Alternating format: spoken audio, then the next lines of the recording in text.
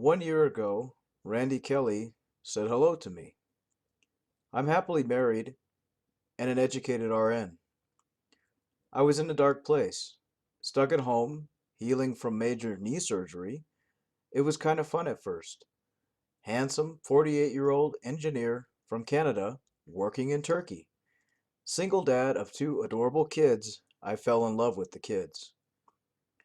Randy chatted with me nightly, grooming me for the kill.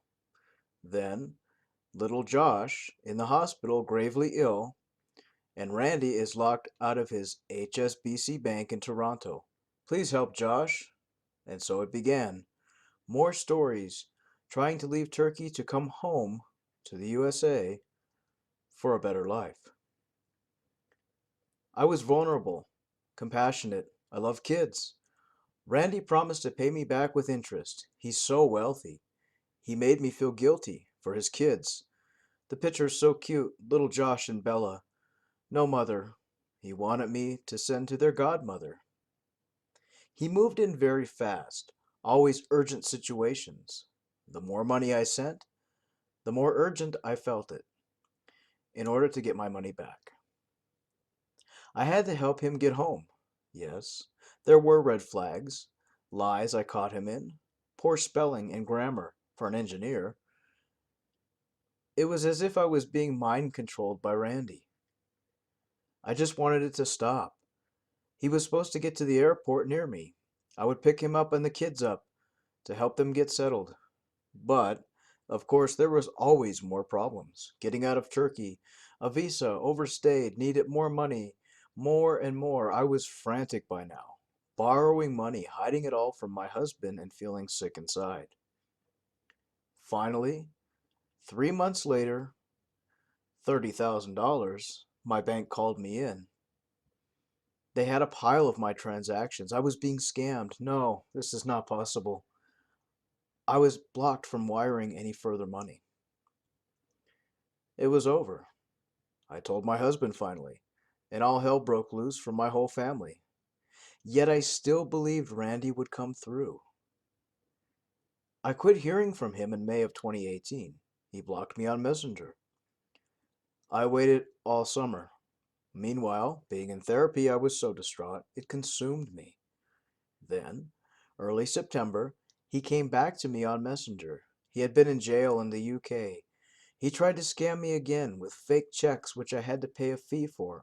It went on and on. I hated him now. Ruined my happy life. He would call me names, stupid, selfish, it's all my fault. We were texting and speaking on Hangouts, but never FaceTime. His phone was broken. His voice sounded much younger than 48. But then I heard Bella in the background. I also heard from two other women he had scammed with the same stories, and I knew it was over. He's now blocked me from social media. I stopped answering his emails and accepted the fact that I was scammed and humiliated, embarrassed and angry. Never again. I'll never know who Randy Kelly 145 really is, but I learned a hard and expensive lesson. All these people were involved. There was a fake Dr. Pinto, a Blake Gettings texting me and calling me this summer, Natalia, who told me she could locate Randy Kelly for me, and Blake Getting. Wow, they all had me duped. I'm still getting four more requests today on Instagram, all fakes. I decline. I'll never do this again. There's more to my story. So ashamed. The fake Dr. Pinto, using Dr. Pinto's photos, was also messaging me at the same time as Randy Kelly. He told me he was a trauma surgeon in Syria. So nice and understanding about Randy Kelly, finally offering to loan me $30,000 to help, and stupidly I believed him. Of course, he needed $1,000 sent to him first. I was blocked from wiring money, so I direct wired from my bank and never heard from him again. Randy Kelly often had me wire money to a bank account in Boston, and then Blake gave me another name, a Natalia 007. Natalia gave me Randy's so-called phone number in North Carolina, so I began texting Randy. for 3 months, who I talked to a lot.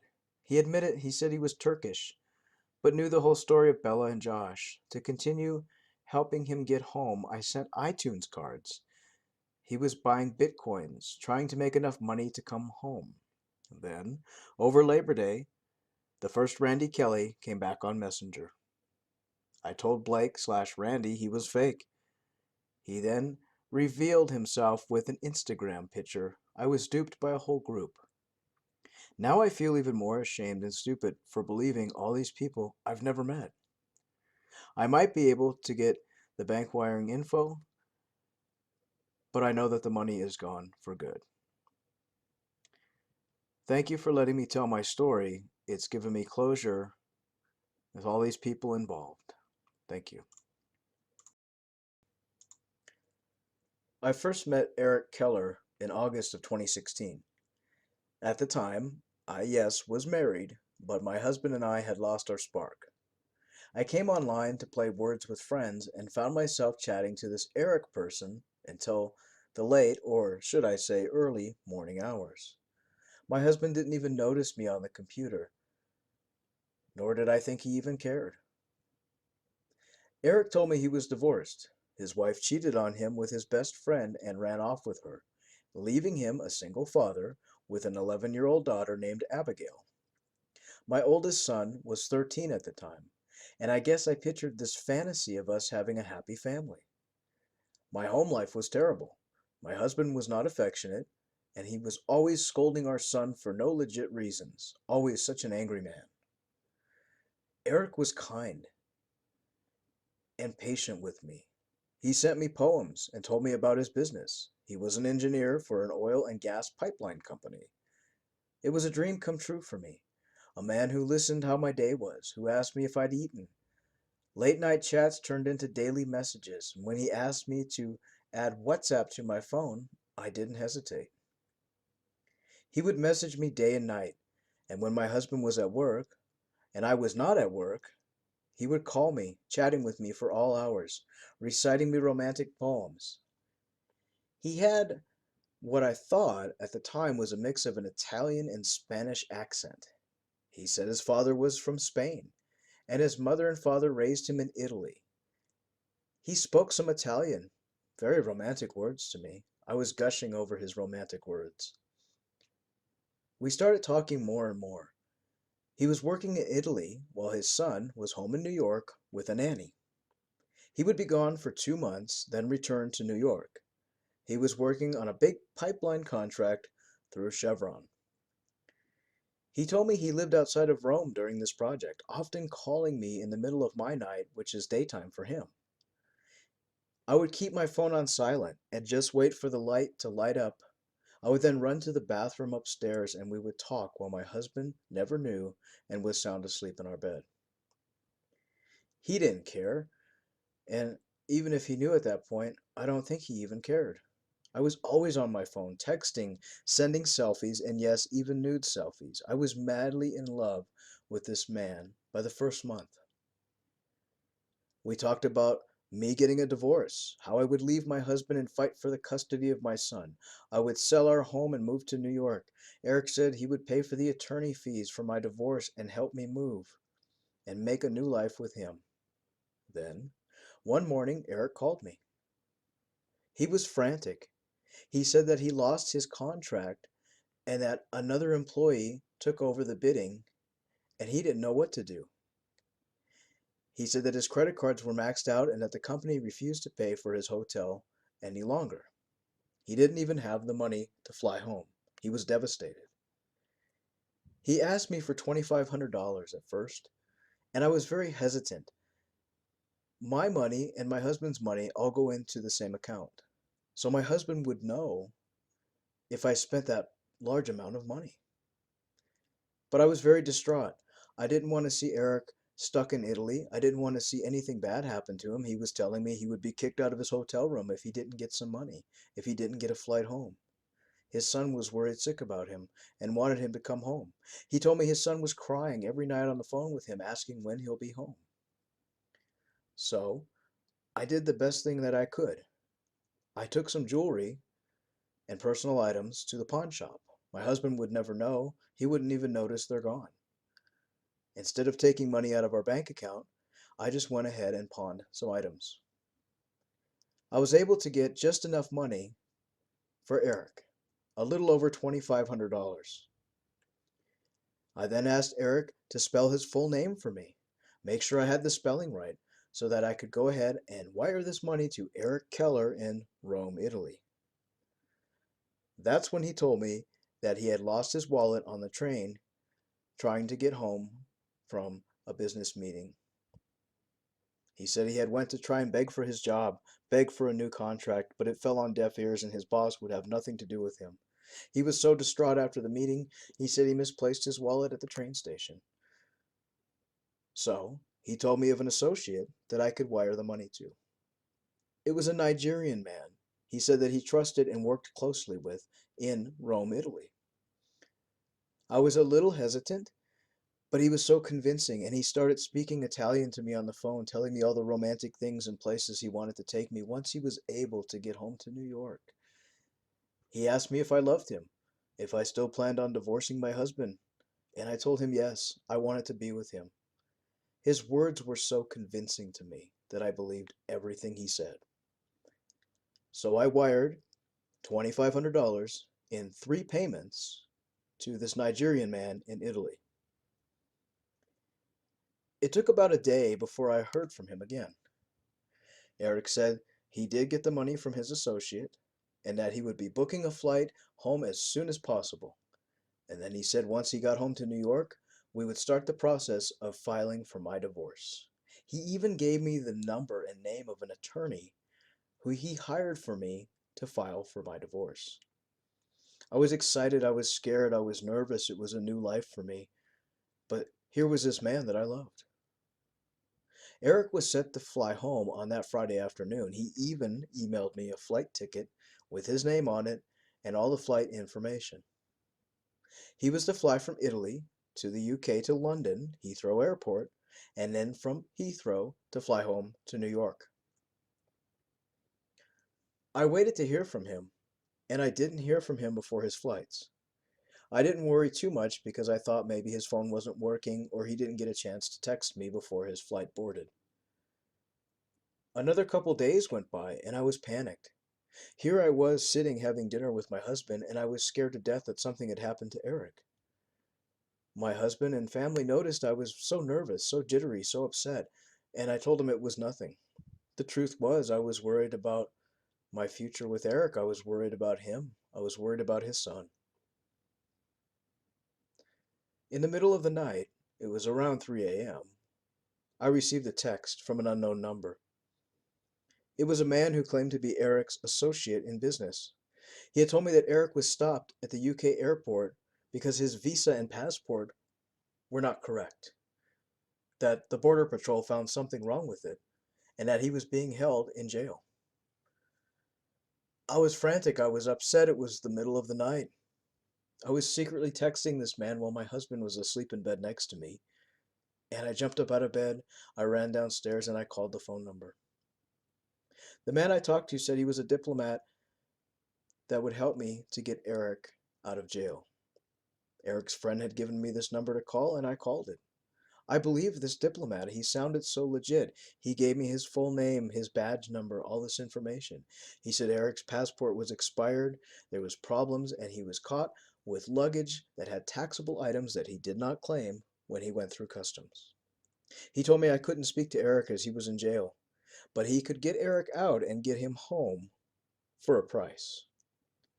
He told me the UK Border Patrol needed payment for his release, payment for the taxes owed on the items he tried to bring through customs, and payment for the visa passport that was expired.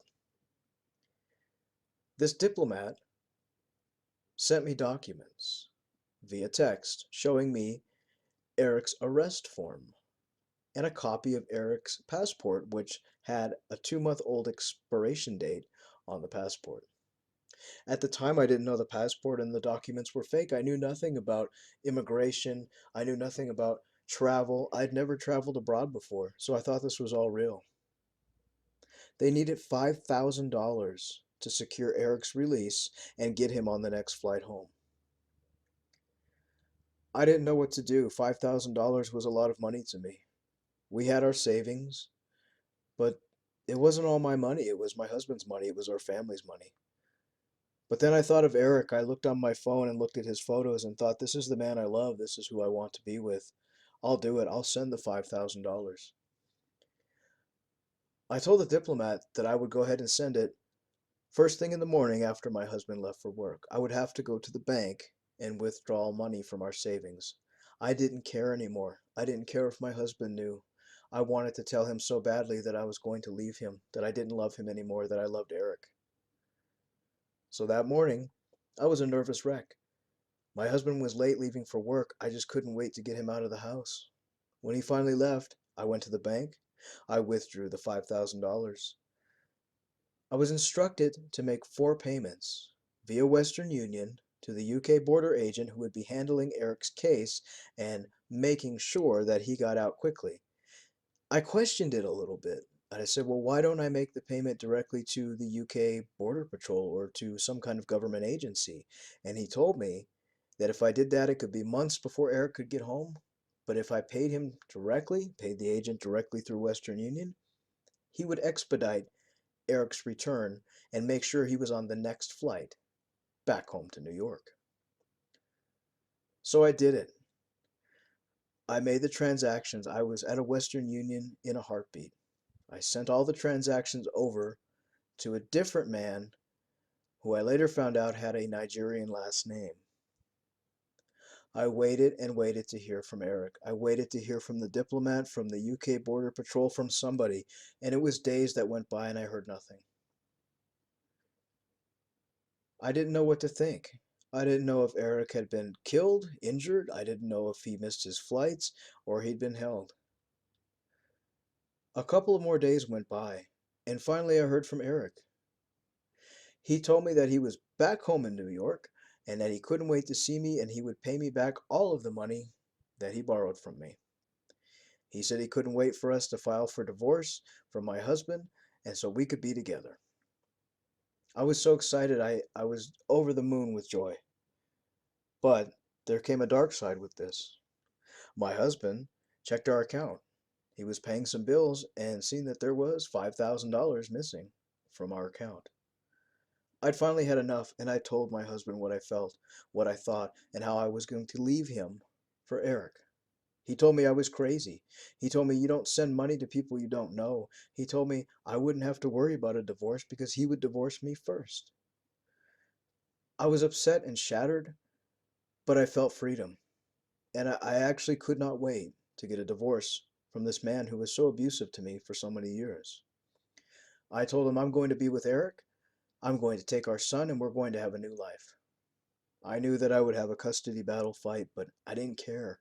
I knew Eric would take care of me. I emailed Eric and told him everything that happened with my husband. I told him, I can't wait to be with you. I need to come see you. I need to be with you. I'm coming to New York. I need to hold you. I need to be with you. I got no response. So I sent a text message. I tried calling him through WhatsApp. I got nothing. No answer, no response. I started to think something was wrong.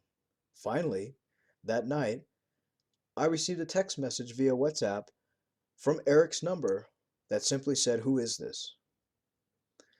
I replied and told him who I was, what was going on, what's happening, who is this? And the number responded with, "I have no idea who you are. Stop calling me." I tried emailing again, but I got no response. I tried to find Eric's Instagram page, but it was gone. I continued calling on WhatsApp, and I got no reply, no answer, no text message, nothing. Finally, a few days later, I texted again, begging Eric to talk to me. And I received a reply from a person who said they have no idea who I am and to stop texting them or they will call the police. I felt crushed. So I went online. I researched Eric's photos and found out they were stolen from a CEO of a major company. His name was not Eric at all. It was far from Eric. In fact, the photos were stolen from a man who was a Romanian. I was crushed. I was devastated, and I had to accept the fact that I was scammed. I was scammed by two Nigerian men, and I later found out they were related to each other. One was living in Italy, and the other was in the UK. They were there on work visas, apparently, working through their immigration and scamming at the same time. I was unable to fix the marriage between my husband and I, and basically he left me and said, I told you so. We now share custody of our son. I do live alone in an apartment by myself. We've lost our home, and I've lost everything because of this scammer, and I'm out all that money as well. But the worst part is, I lost my trust. I lost my marriage. Although it wasn't perfect, I lost everything. And my son, the relationship is just never the same. Yes, I was foolish. Yes, I did the wrong thing. Yes, I had an online affair with somebody. But I trusted that person, and I believed in them, and I truly thought they were going to start a new and happy life with me. My advice to you, don't give money to somebody you've never met in person. Don't make the mistake I have. Talk to your husband, talk to your wife before you start an online affair. It's not worth the loss, both financially and emotionally. Thank you for letting me tell my story. And we'd like to thank both of these ladies who came and shared their story. We always keep you anonymous just for your safety, but we do appreciate you sharing your stories, as tragic and sad as they are. Sadly, this happens every day. And if you'd like to tell your story, you can always find us on Facebook under Scamming Scammers Action. You can remain anonymous, and everything you tell us in our inbox is always confidential. And you can count on us keeping it confidential and keeping your identity safe. Thanks for listening. Don't forget to like, share, subscribe, and again, if you need help, you can find us on Facebook under Scamming Scammers Action. Until next time, this is William. We'll see you then. Bye.